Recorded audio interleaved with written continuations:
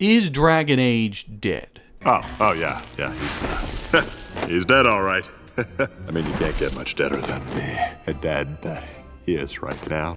As of 100%ing Veilguard about a month or so ago, I've finally wrapped my head around it. I've played more, I've tried different classes, and recently getting all the achievements, 100%ing the game, I'd say yeah, in the hands of Bioware, the franchise is officially dead. Not because of the gameplay, which I actually found to be kind of fun in its own way, or the woke stuff, or whatever, who cares, or even the art style to an extent. For me, what killed it, and pretty much killed it for everybody, was the god-awful writing. So, I'm non-binary. Who the fuck starts a conversation like that? I just sat down. The lack of choices and decisions from previous games, and how this game actively makes the rest of the games worse now, due to revelations revealed in the secret ending cutscene if you complete a specific quest and collect 3 mysterious circles, usually behind some boss arena. Now, I'm going into extreme spoilers here, but due to the sales and reception this game got, I'm pretty sure no one really cares. Essentially, the hidden ending reveals a group called the Executors who have influenced major decisions in all the previous Dragon Age games. Remember the Magisters, entering the Black City, essentially creating the Blight, or at least that's what we were told? Yeah, influenced by the Executors. Remember Loghain and how he bounced during the battle at Ostagar due to his paranoia of Kaelin's alliance with Orlais? Well, apparently the Executors influenced that decision too. Oh, and remember the shit show that happened at Kirkwall with the Red Lyrium idol? Yeah, all them too, as it's implied they convinced, Bartrand, Varric's brother, to give Meredith the idol. Same with the Breach and Inquisition. All their influence.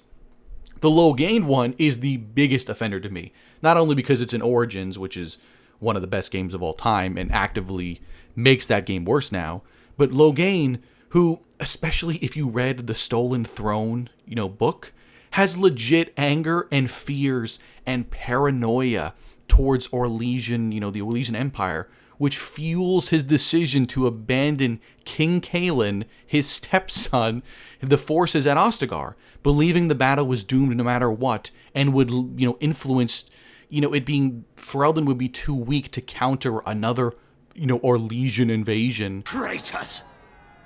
Which of you stood against the Orlesian Emperor when his troops flattened your fields and raped your wives? You fought with us once, Eamon. You cared about this land once, before you got too old and fat and content to even see what you risk. None of you deserve a say in what happens here. None of you have spilled blood for this land the way I have. How dare you judge me? But, he was actually influenced by these mysterious robed figures, the Executors. Now, I'm not saying secret manipulators can't work in a setting. If such a twist was a plan from the start, this is blatantly just the new writers trying to retcon, the products they didn't work on. All the good writers who made Dragon Age what it is, what it was, has been gone from the company for 10 plus years. Remember when Dragon Age actually gave us political strife and gray morality and people doing terrible things for reasons that they rationalized as the only option to thwart a greater evil? Yeah, all those talented writers are long gone. The game is written for 2-year-olds now. Don't even get me started on Rook, who is hands down the worst protagonist in the series, and maybe in any Bioware game I've personally played, which is pretty much all of them. It's insulting how bare bones and bland they're written, and in an RPG no less, where you can't give them any defining characteristics or personality or charm, nothing. You can see why Bioware immediately came out and said there would be no DLC for this game. They're as done with it as much as the fans are. Gone is the dark, bloody fantasy setting with political intrigue and unique character interactions and party banter. Now the gameplay, going full action isn't as big of a deal breaker for me, but it certainly is not why people played these games. Origins, a real-time with pause combat system, is not remembered because of that. It's because of the world, the characters, the story, everything around the gameplay hard carried it. Veilguard tried to do the opposite, and it clearly shows, as it was meant to be a co-op live service type game, and its DNA is felt everywhere. The game should have been scrapped entirely, and maybe even started over, instead of scrambling to make this work. Mass Effect 5 is their upcoming game, and I will never, ever forgive them if what they do now ruins the trilogy in my eyes.